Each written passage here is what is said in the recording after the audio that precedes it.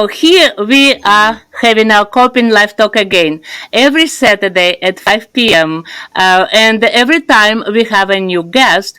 And Bridget Gildemaster is our guest today. She will be talking about freedom from toxic relationship. And what a topic. So we go live at 5 p.m. And Candy Sheehan is our host today. Thank you, Candy, so much for being here. And thank you, Bridget, for your time and also for your desire and your readiness to reveal how dangerous toxic relationships can be. So please introduce yourself, and then we will have lots of questions every time, maybe when you touch a painful side of a toxic relationship. So please. My story started about 5 years ago now, actually this month. When I had to leave my husband, we had marital problems, obviously, and that kind of thing. But then it came out that he had sexual desires towards my 1-year-old daughter at the time. And I was 4 months pregnant with a second daughter. So I packed up everything and left. So in hindsight now, I was a very naive, good little Christian girl and didn't know so much of the details that were going on behind the scenes in my relationship building up to that point. And now I can look back on it and see how there was so much narcissism and manipulation and, stuff going on in the background too. And so from that, I've just learned to make boundaries for myself, to speak up for myself. I've had to learn how valuable I am, how much, it really was for me to step up for my kids even and realize their value and their worth. It's been actually very shocking to me how many women don't walk away from a situation like that. And I just want everyone to know that they can and they need to, and whatever their excuses are, it's not worth it, And so that's my huge, really big passion, is to spread that against, toxicity and manipulation. Like, you don't deserve to be in that kind of relationship. You don't deserve to be treated that way. I'm Christian, so I believe, God values us way more than that. He does not treat us like that. He does not, want us to be treated like that. So that's, in a nutshell, my story a little bit too. Thank you for sharing the introduction, who you are, and also partially how painful your story is, and especially how many young women start relationships and going into marriage with their eyes open and full trust and loving heart, and especially, like you mentioned, Christian girls, very naive, maybe too trustful, and then your eyes opened. So again, today we are talking about freedom from toxic relationships. And also, I want to introduce our viewers that you will cover two topics, subtopics. One will be confidence and self-love, and another one is narcissism. Huge topic. So self-love is something that I know Christianity promotes as Christ's commandment. But somehow we remember the first part, love your neighbor. But love yourself, we're kind of, very kind of vague about that.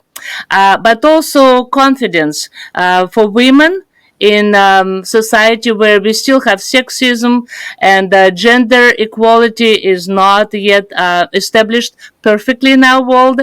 And especially in other countries, because we have viewers in other countries as well, where it's kind of hierarchy and male dominant society. That's hard.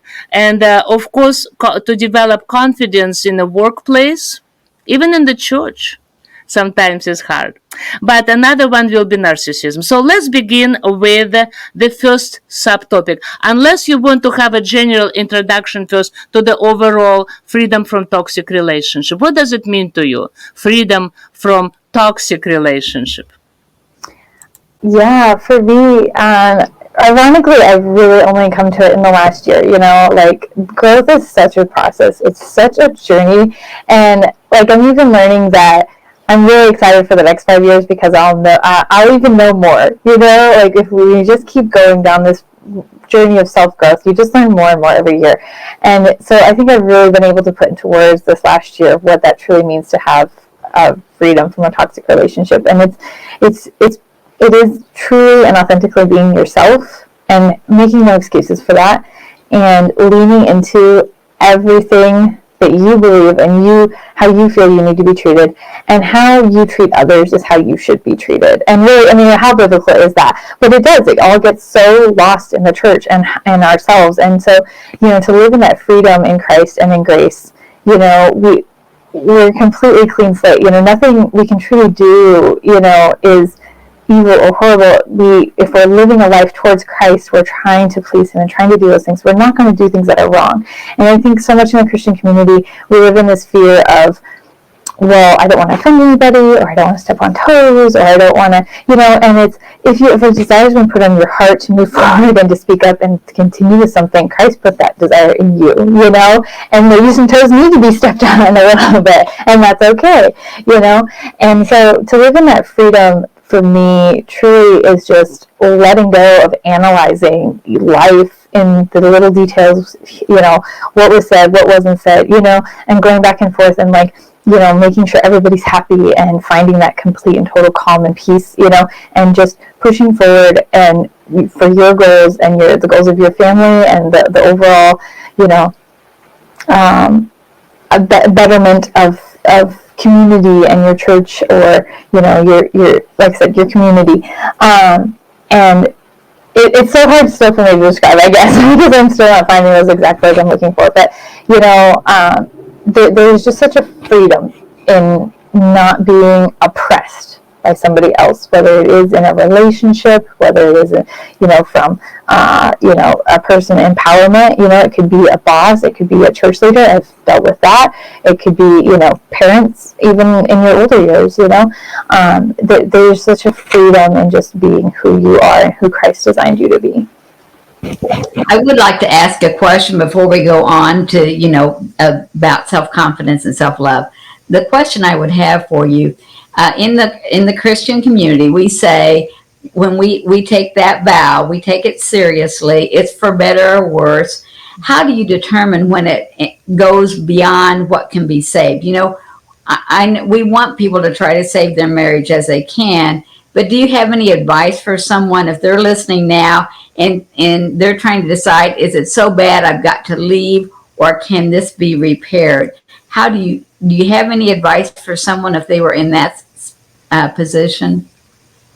A very good question. Very, very hard question to answer that is not addressed in the church at all. But I think it goes back to that self-love and Christ and how He views us and how He treats us. There are so many verses, and I'm not very good at remembering verses and their references and their context, but I can find them for you.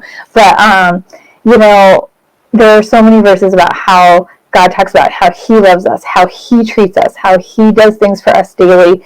And that is what we need to be looking for in a spouse. And that is so forgotten. Instead, we write it off as, well, we're simple human beings. We rather just suck it up and live with it. And that's not what God does. That's not how He treats us. And again, it goes back to how I treat other people. I don't do that to other people. I don't, manipulate them into getting what I want. I don't lie to them. I don't twist things. I don't live in a life of chaos and crazy in circles, And when you're around that person, and those things are happening and going on, it's time to walk away.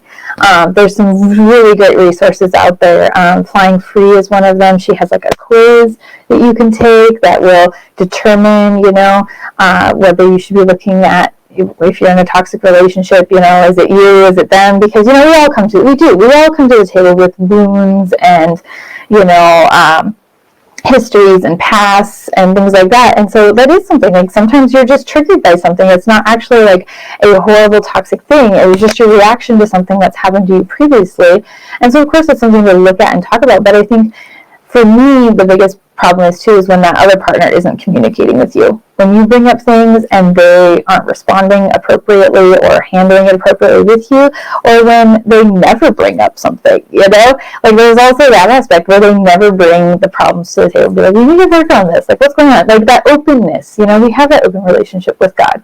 He talks to us about anything, and we can take anything to Him. And when a spouse or a partner isn't doing that back and forth, and you aren't growing and moving forward together, there's definitely a problem. And that's an excellent question, Candy. Thank you so much. Because it's true, especially for Christian women, it's very hard to find the strength. And also, criticism from the surrounding congregation, people whom you know since sometimes childhood. Also, neighbors, families, in laws, friends, and so many different opinions. But to go through that time requires courage. And so I want to share your the book that is coming. And could you please tell about the chapter that seems you authored, chapter 5? Yeah, absolutely. So as you can see, it launched September 20th, so we're 2 days out. So that was a huge day for me. This is the first time I'm a published author. It won't be the last, but it was an amazing experience that day. So we actually made it to not only bestseller in the US, but international bestsellers as well. And so that was a huge accomplishment. So we almost made it to number 1 in the US. We made it to number 3, so close. But we did it all without the Kindle version available, which is a huge thing because, it's only 99 cents. So that's something people easily go ahead and purchase. But so this was all paperback copies. Like, I don't know, to me, that's just mind blowing and amazing that, there are so many women out there searching for this kind of information or inspiration, and like we can be that impactful. There were several people that, are buying it to put in, women's shelters and, just have that inspiration for other people. There is so much life after these situations. We get so zoned in on, this is my life right now, these are my labels right now, that we forget it's just a season, and there's so much afterwards. And these women, there were 30 other women, so there's 31 women in the book with me, and their stories. I haven't been able to read them all, obviously. I'm still waiting for my copies as well. It's torture over here. But I got to hear, some of their interviews and connect with them more, obviously, on launch day, and their stories are just amazing. It's just miraculous, everything that they talk about and go through, they have gone through as well. It's Christian based as well, so just their faith and overcoming their obstacles. So yeah, my chapter is chapter 5, and I talk a lot about just my overall story. I pulled a few more details from it, but mainly my main focus was how you are valuable. And that has just been so much for me. I grew up in the church where, yes, we were told, God, wipes away all of our guilt and shame and everything, but, or wipes away our sins. But really, the way I was raised didn't go into wiping out that guilt and shame. In a lot of ways, it was actually used against you, to keep you in obedience, to make you feel guilty that you were still this horrible person. And that's not the case. Christ died for us. He did that once. He doesn't have to do it again. We don't have to live a life of suffering for him because we are sinful creatures. Yes, we sin every day, but we don't have to live in suffrage because, we're sinful human beings. It's not a because you did this, you get this kind of, mentality. And so my story just goes into so much about how you are valuable, your identity in Christ is for him. It's beautiful. It's gorgeous. And yeah, we get put in messy situations sometimes, and, maybe they do come up sin or not, but they are beautiful and they're all for his purpose and plan and all for his glory. And, just coming from that, and once you know that, you can know your identity in Christ, and it's just a beautiful, beautiful thing to me. So that was my main focus, was just having every woman know that they are valuable and they are worth it, and bringing it in. The reason I left my husband was because he was a pedophile, which seems like a huge thing. I would have thought, oh my gosh, everybody is just going to understand, that's just going to be understood. Of course I had to leave. He was an endangerment, all things, and absolutely not. No, I had pastors telling me, I had, several people be like, well, you sure you can't work it out? I had people who supported me and came back and asked that question, and, I just thought it would be obvious that I had to leave, and it's not. And and now having gone through that, and like I said, learning about narcissism and manipulation and truly living a happy life for Christ and being happy, there's so many more smaller things to leave a marriage over. And it's God glorifying, like he doesn't want us to live in an oppressed relationship. We cannot glorify him when we are suffering like that, like when we are being put down and, being told we aren't valuable from a spouse or partner every single day. And maybe they're not even saying it, but you feel it, you feel judgment for your choices you make, even if it's like, oh, I got to hurry home from the grocery store because he's going to be home after, 5 o'clock for dinner or whatever. But, so even if you don't, even though he's not directly saying, you're a horrible person, or these things, you can feel it in their energy and their tone and how they treat you. And that is not how God treats us, and that is not how we're meant to be treated. We cannot thrive in that kind of environment. And if you're not thriving, if you're just struggling to be in a relationship, it's all this work just to be married, how are you supposed to glorify God through that? You have no. That is just a brilliant thing to say. That is, yeah, I think that is so important for women to realize. Sometimes, though, I have known women that are so deeply involved in this, and men too. I'm not saying it only happens to women. There are men that are mistreated also, and that's a fact. But they are so into this that they cannot see what's happening. Do you try to counsel or help those people, or do they have to come to this realization themselves? I suffer for people who can't see what's wrong. It seems like they're too involved to know it somehow. Yeah, you really have to come to it on your own. Obviously, you can't force. I mean, obviously, in the case of an endangerment, you probably should force somebody to leave. But yeah, it is just amazing how we think it is normal.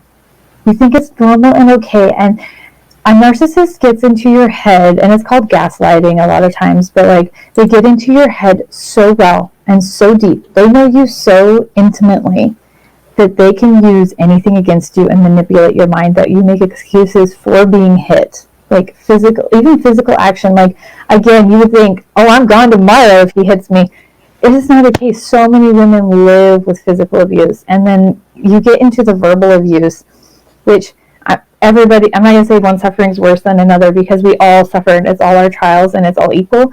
But in some cases it is worse, because it's in your head and you feel like you're going crazy because you can't, it's not real. It's not like a physical running from the bear kind of situation. It's in your head and you're like, was that what was said? Is that not what was said? Isn't that what happened? Because they will truly manipulate situations in the past to make you think what was happening was not. And or what was like, oh, it's confusing. And so it's just this, I call it circles. It's just, you go around and around and around and around, and it makes you feel completely and totally crazy and manipulated, and to where you can't even make sense of it, and you learn to actually trust your abuser. You learn to go, well, I guess I don't know.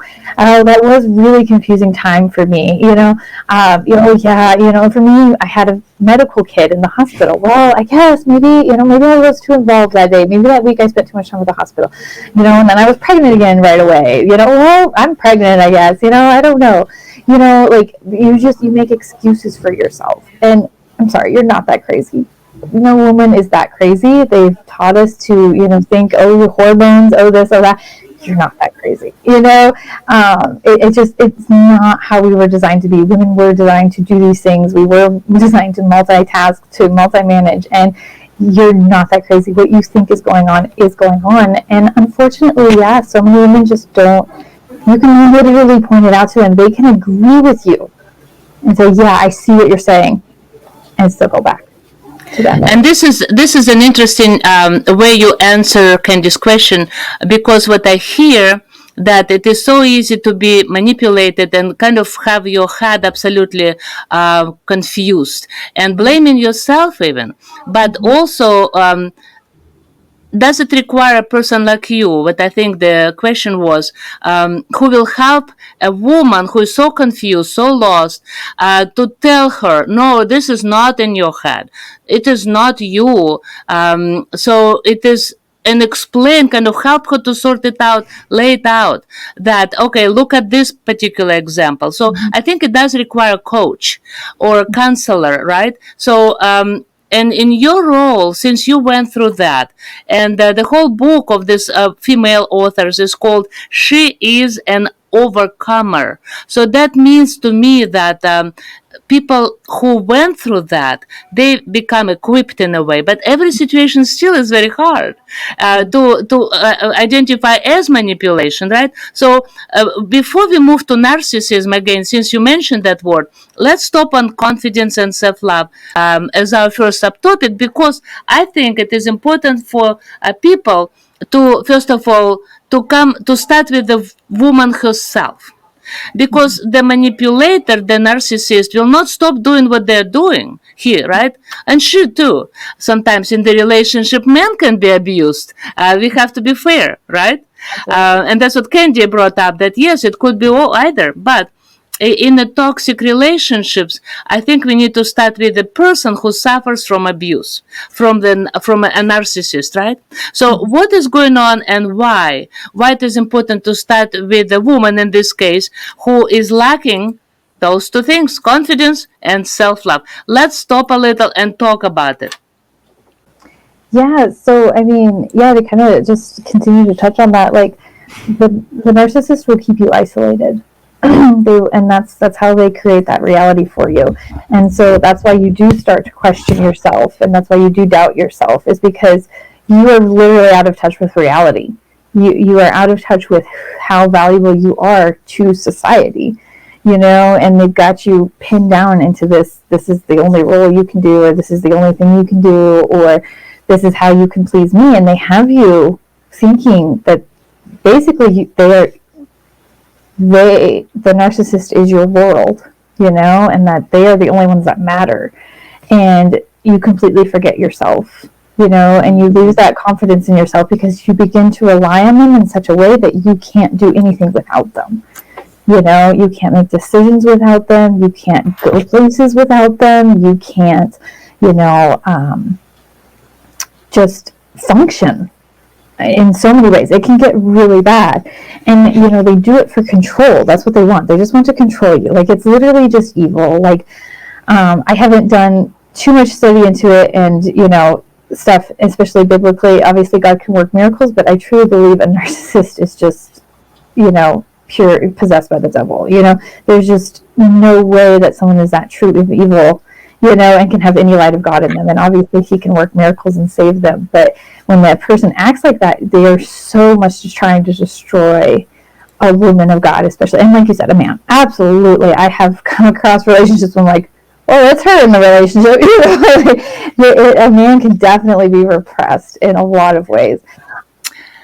So, Bridget, before we talk about confidence and self-love, let's define confidence, because I think the trick is here when women simply, or even people who surround this abused woman, that they just say, well, she's lacking confidence, or she's not self-confident.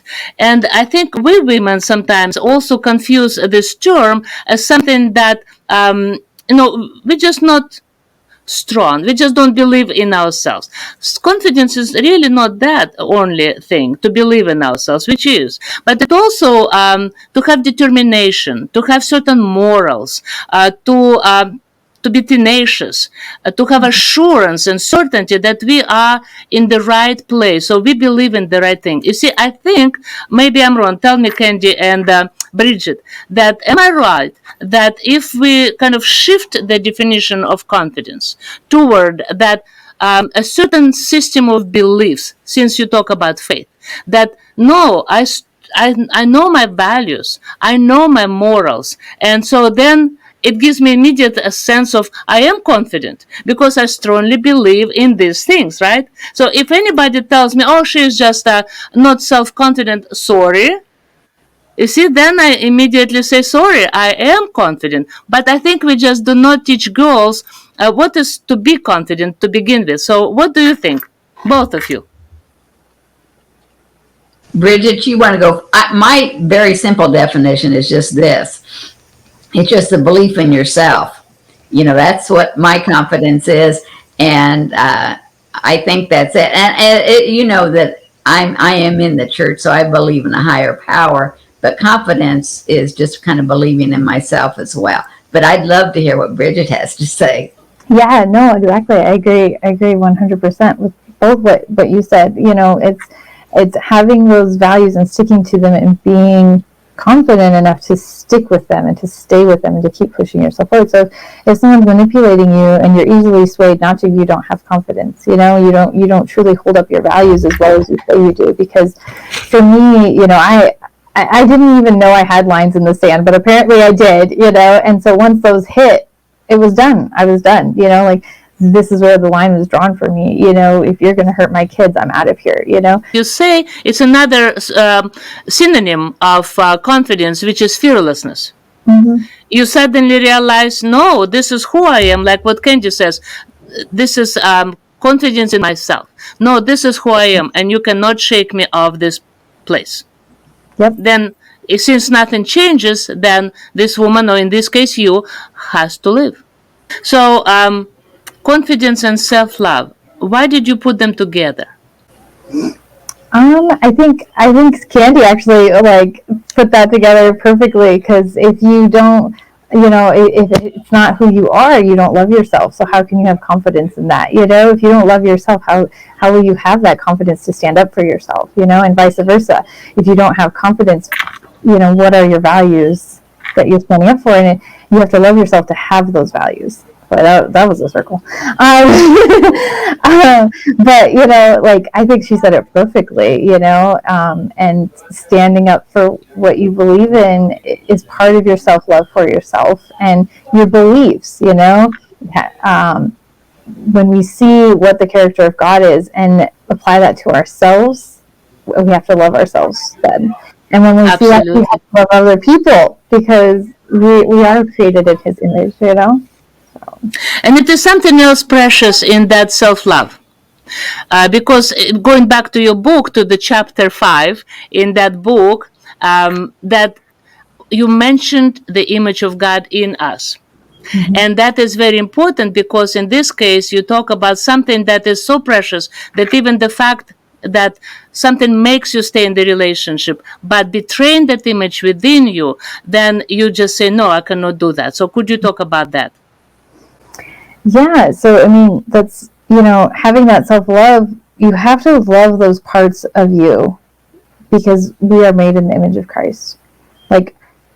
Originally, we were not sinful human beings, so we have things about us that are absolutely beautiful and gorgeous, and our character and our personalities and our,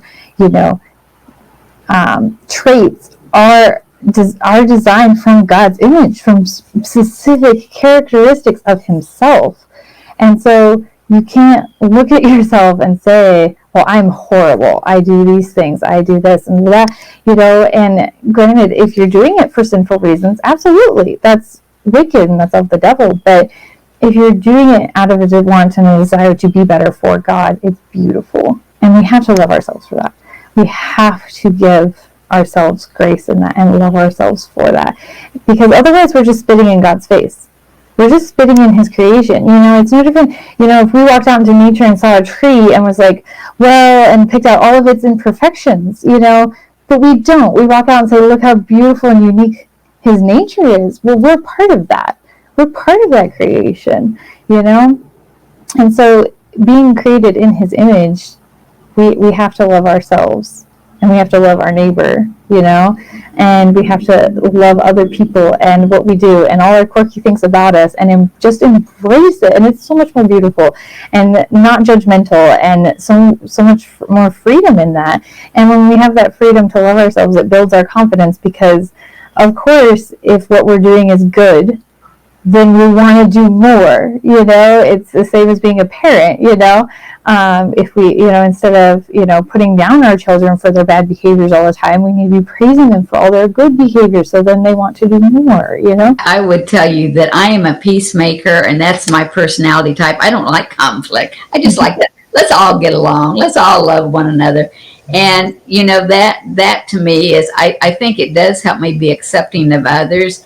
And, there are little quirks in all our personality. It doesn't mean we're bad. It just means we're different. It's just the beauty of God's creation. But I think the thing that is important to me is to not lose myself when someone hits a button that just, no, I believe that's totally wrong. I cannot accept that or let them continue. I can maybe listen, but this is where I think we have to be so careful. I want to be able to listen to someone's opinion, but I want to be able to tell them, well, I really don't agree with you on that because this is what I believe. And so I think when it hits my beliefs or my core values, I have to stand up for myself there, but I hope that I'm able to accept other people for who they are and let that be okay too. What do you think about that? Is that an okay way to look at things, or should you be more careful than that? I'm not sure. Oh, I absolutely agree with you. It's having mutual respect. We're all human beings, and so if someone comes up to me and has their opinion, I don't have the right to sit in the seat of judgment, right? Like, I'm not God. I can't judge somebody else. I have the right to have my own opinions, just as they have the right to have their opinions. And so you want mutual respect. You want to speak your mind just as much, so you need to allow them to speak their mind. I mean, I think it's funny because I'm like, well, what an American way, but that is the exact opposite of America right now. It feels like, it feels like there is only one good opinion right now. And so, so to me, that is the ultimate way to look at it, and just beautiful. And I think we've gotten so legalistic in the church and society both, to where we can respect each other for our differences of opinions, and it's causing a lot of problems, it's causing a lot of division, it's causing a lot of anger, hate. And if we don't agree with something, there's so much truth in not agreeing with their opinion, but still loving that person, because they are a person. They still are created in the image of God. And I think, even with my ex-husband and stuff, I truly do not hate him. I don't have any, I hate what he does. I hate the way he tries to manipulate me. I hate what he wanted to do to my kids. There is that. I still do have a care for him as a human being. I would never cause him harm. I would never put that right back on him. And so I absolutely agree 100% with that. The other thing, I think when you're dealing with a narcissist too, what I've found so often is, of course, they try to confuse you, and you don't know right from wrong. Not right from wrong. Are they telling the truth or not? Because sometimes they will lie just as easily as they'll tell the truth. Sometimes they'll lie when the truth would serve them better. And I found that, which is just mind-blowing to me. And so what I wonder in that is that a narcissist doesn't want you to have your own opinion. So how do you do that? How do you navigate that? Or do you just have to say, I just cannot be around this person because of their narcissistic tendencies? Or can you sometimes you have to have a relationship with a narcissist. It's just because, you can't avoid it. But how do you handle it? I guess that's my question. That was a whole roundabout way. Sorry, Bridget. I'm trying to understand how you would deal with this person if you have to, because you can't walk away. Okay, what do you do in that case? Yeah, and that is the unfortunate thing, because obviously the answer is to just walk away. Christ doesn't want you sitting there suffering, for him in that aspect. It's not something that we have to go through. But there are situations, if it hadn't come out that he had the so drastically perverted sex issues he has, I probably would have to be in communication with him over, visitations or something, unfortunately, And so, if you can walk away is obviously the best answer. But when you do have to deal with it, having boundaries in place, knowing where your lines are, knowing what you're not going to back down on, and, that kind of thing, knowing whether or not it's time to get a lawyer involved, simple things like that. Like, where are those lines in the sand for you that you're not going to waver on? How much of your sanity are you willing to give up for the outcome? And what is that outcome? There are a lot of variables there too, depending on what's involved. If it's just a friendship or, whatever, if it's a relative that you see once a year, okay, we'll say hi at the family reunion, nice to know you, but, if it's somebody you're involved with, somebody maybe you see every week at church, well, just protect your space, and there are ways of putting up mental boundaries even in your own head and letting what they say roll off of you and you go on, different things like that, and maybe, and then is there more drastic measures that need to be taken, if meaning, with a spouse, maybe moving out of state just so that they can't have visitation because, for you and your children, even though as parents, and your children will see what you do, your children will absolutely see what you do and recognize it, but in those informative years, if they still have involvement with that parent, it's going to influence them. So is it better ultimately to just, make the big scary choice and pack up and leave too, into a distance that he isn't capable of having visitation, or she, there's a lot there, but yeah, ultimately, I guess what I'm trying to say are those boundaries, what are those for you? When it comes to narcissists, it's lots, so many moments when it's hard to identify what's going on, but we definitely sometimes feel almost sick. Unhappiness is one thing. No, happiness is very fleeting. But suddenly we start feeling nearly sick. We have our immune system, even if it is a long-term relationship, can start suffering. But so when we think about how women especially can get out of this relationship, I think since our audience is so different, we have people who are older, we have women, we have men, we have young people, married, unmarried. So I think since we are on the topic of narcissism, it's important to consider all of us. And from this point, what will be your advice when we find ourselves in the presence of a person who is toxic? Who is definitely, we don't know narcissist or not, but we sense with our skin that if something is not right, I'm in the wrong place. So is it too rude to leave even the environment? Like, for example, we are in a conversation with a person who makes us feel not ourselves, lower, maybe not as confident, maybe not as happy. Is it rude to just leave that company and for whatever reason, but remove ourselves from the toxic environment? I love that question. I love how pinpointed and exact you are, because I think those are the questions that are missing when we raise our daughters. Like, to feel that kind of, like, I have mulled over that so many times, and this is a drastic situation, but even in the case of like being raped or something, or being pushed further into a situation that is unhealthy that way, I don't know that I would have said no years ago, because I never knew it was okay to be rude to people. And so like we were just taught, be nice, be kind, be loving, be all these things. But when you're compromised, and I love how you said when you feel it in your skin, I call it intuition or energy, but when you feel it and you just know that something is wrong and off about the situation, it is okay. Absolutely. And I still struggle with that because, you struggle with your core, the core that you were raised with, but like, I want my kids to know it's okay to just be rude and be like, bye, peace out, for whatever reason, and that you don't have to sit there and go, well, what if, and granted, I think there's, certain social protocols you can go through, and you can, make sure you give a person enough chances for your own sanity as well, because you want to live with yourself, you don't want to keep questioning that one instance.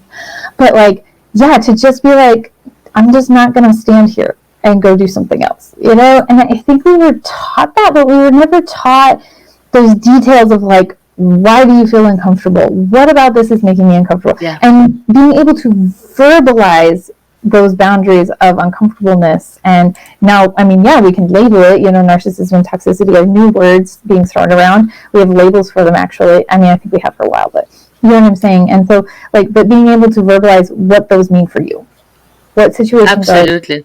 are for you. And so, Absolutely. I love that. I love that so much. Absolutely. Thank you so much. And then, as Christian people, again, coming back to what you talked about in your chapter in that book that is called, again, I will find, what is the name of the book? She is an overcomer. Yes, she's an overcomer. So from this point, what I think I want to bring up is that divine power that we have within us through that image of God. And to allow another person to hurt, to minimize that image, that power that we have within us, is against our faith. It's against God who gave us that image. And so we need to protect that image, and we need to protect ourselves and the space around us even. So, but unfortunately, not every person in the world takes responsibility for their toxicity. You know, we all can be toxic. Sometimes we get angry, we get upset, negative, you know, we are all people pleasers, but sometimes we just talking about boundaries. Sometimes, you know, people want to take revenge, and we know we should not, but, you know, if somebody hurts us, we want to pay back. For that, in that case, we have to remember about that image and take responsibility for not being toxic, to protect other people's sense of power that they have within them. And I think that's one of the things that is important when we deal with narcissists. Another thing is when we give advice, maybe we will, since we are coming to the end, we will give advice to women especially, how to, in the relationship, protect ourselves from a narcissist.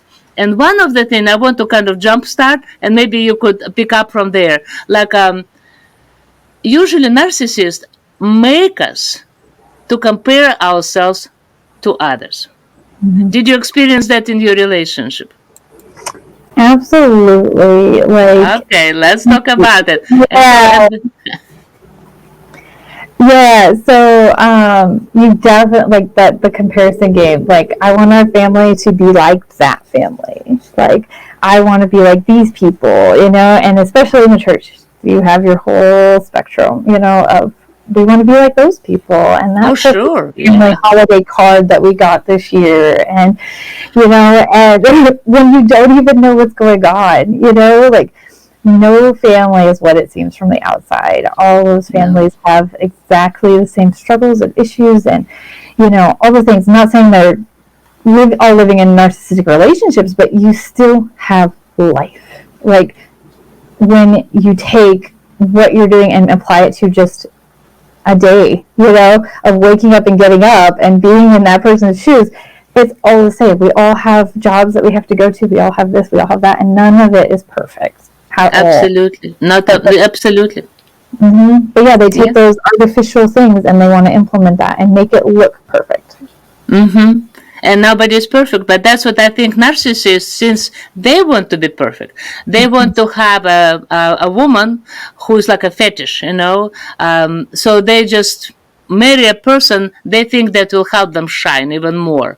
But then the person comes with her own position in life, her own values, and then this is where the problem begins, because sometimes they kind of clash. And so that's when never compare yourself to others. That's principle number one, right? So which is another one? That women will understand that in a relationship that are toxic, in the relationship with a narcissist, what I've heard today when you said that, oh, we need to be like just other family, do not worry about other people's opinions much, right?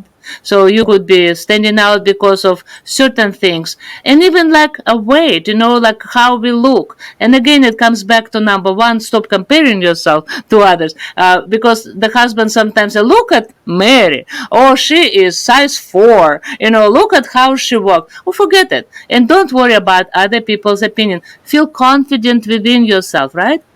And love yourself. So what other do you think advice we can give today? I think from that comes also listening to those intuitions. If you know, once you start, if you were to start feeling comfortable in yourself like that, not comparing yourself to somebody else or trying to be the woman he wants you to be, or doing things that you think he wants you to do or she wants you to do, even though he's never said them, you know, from that comes leaning into those instinctual feelings of uncomfortableness. Like, wait, why is this uncomfortable? This shouldn't be uncomfortable. Yeah. I shouldn't feel uncomfortable right now. You know, I shouldn't feel leaning into those like intuitive feelings of like, why do I feel like I have to do that? Why do I feel like I have to make this special? Why do I feel like I should be doing something else? Why do I feel like this is wrong? You know, all those things. And like how often they happen, you know? Like if it's Perfect. a daily, hourly thing, believe me, I live that one, you know, there's a problem. So, yeah. And that takes you to your motto that people can find on your website. So, and I like it. I will put it on the screen. Learn to trust yourself through the uncertainty of sudden life changes. That's what you're talking about. Yeah. Why do I feel this way? No, I feel this way because, you know, and finally diagnosing, kind of putting diagnosis over the situation, we find ourselves in, oh, my husband is toxic. My husband is narcissist, and then from that point we step on the road toward healing. So we learn to trust ourselves. We learn to finally restore that confidence that God installed in us and the sense of self-love, but also just removing sometimes ourselves, regardless what other people say. But that's what I like it. Learn to trust yourself. Do not base your life on what other people say, but rather base it on what does not hurt and diminish your sense of who you are, that image of God that we have in us. Okay, so great. So Kendi, do you have anything at this point? Do you know, there's just one last question maybe that was kind of running through my mind. What would you suggest if, how do you protect children from a narcissist if you can't totally do away with the relationship? If some kind of a relationship has to exist, how do you protect children? My advice, what I'm going with right now, is raising my kids to recognize toxicity. You know, when I can't, you know, obviously living it out myself. I have to stand up. I have to be that confident, self-loving woman, and they can see that because they're going to model that. Because I know how much I model my parents. Like, I see things in them and I'm like, but mom does that. You know, mom is this way, you know, and I want to be that. You know, our parents are such a huge role model in our life. And so I know that I have to be the woman I want my children to be, and I have to live that out. I can't just sit here and say, be confident. I have to go out and do those confident things, you know? I have to go out and you know, be what I want to be and live that life and be freer and not live with that judgment and not live with worrying about what other people think or all the things we've talked about. I have to do those things and modeling that for them, however imperfect it is, because, you know, I don't think I'll ever be that perfect woman I imagine because of my issues. It's a healing journey and, you know, we're all on that path. But I think that's the biggest thing, is teaching them about toxicity and asking those hard questions, you know, and pointing things out to them in a very detailed, specific, oriented way towards them, applying it towards them and having those conversations of, what are you feeling? Why are you feeling it? Is there a trigger? Is this triggering you from something else? Do you feel, leaning into those intuitions for them specifically and being that guide and that counselor for them already, not being a parent in that situation, because nobody needs that. Nobody needs to sit down and be grilled, but actually just walking through it with them at that point as a friend and just showing them how these relationships look and letting them also apply it to their own lives as they're growing up with other friends. I know even down to middle school, and my 7-year-old, can have friends who are like, it's probably not a good idea, and just starting it there and moving it up to work relationships, future boyfriend, girlfriends, all of that, and just, teaching that to them so that they can hopefully see what the other parent is like, because you do want to be careful, and you don't really want to diss their dad either, depending on the level of toxicity that's there. So that's what I'm going with right now, is just, leaning on God, trusting and praying that He will give me the insight and wisdom to teach my kids to just see more than I was, not being that little naive girl. So. And I think that's the best advice. And I think, Kendi, that's an excellent approach to parenting our children and grandparenting, because I thought what you hear, what I heard today from Bridget, is if we, first of all, set up by example how we live, but also treating children as sometimes equal. Yes, I know they're children, but if they are respected, if they are listened to, then that sense of confidence will be only increased in them with our help, but they won't even know that. But and also the same as self-love. I think if children sense that respect, that parents show them that their opinion does matter, but also I want to address a little of our Christian values that we sometimes overdo as parents, because hush hush in the church, don't speak, and then we are too much, and children stop even liking, relating to God, because they stop liking the church and don't trust God because they feel like it's just somebody who is over them. But also that pseudo idea of being too humble. You're Christian. You have to swallow that. No, Christianity is not about swallowing anything. Jesus Christ himself took the whip and showed that, his confidence that, the temple of God cannot be treated like that. So there are moments when we Christians have to take a strong position. And I think if we teach children honestly about God, this is who God is. God is very complex, not just, this and that. So then children will understand that sometimes this is who I am, and this I will make mistakes, but it's not deadly, right? But the main thing, I loved your principle. The main thing, learn to trust yourself. Because if we know that God's image is within us, that's what creates that trust. It can't be abused. But if we treat children like this, then they will know that they can go through any uncertainty of any sudden life changes with confidence, self-love, and be on a healthier side of their life. And funny and ironic enough, Candy, did you notice that this motto, I will bring it up again on the screen, uncertainty of sudden life changes, because our podcast is called Coping Life Talk, but originally we started with coping with sudden life changes. So I found it very, very interesting. What a coincidence. So thank you so much, Bridget. It was a pleasure to host you. It was wonderful to have you in our studio. Thank you, Candy, for your questions, for your presence. Anything in the end that we want to wish our viewers before we say goodbye? I think we covered just about all of it. Thank you so much, Bridget. It was delightful to meet you and hear your story. That's very important information. Thank It's you. wonderful. Thank you. Blessings to you. Yeah, go ahead. Oh, just thank you for having me. So yeah, I really appreciated this opportunity. So Blessings to you, and may God lead you and guide you to write more books to help women to understand and assess if their relationships are not coming from God. And I think that's key.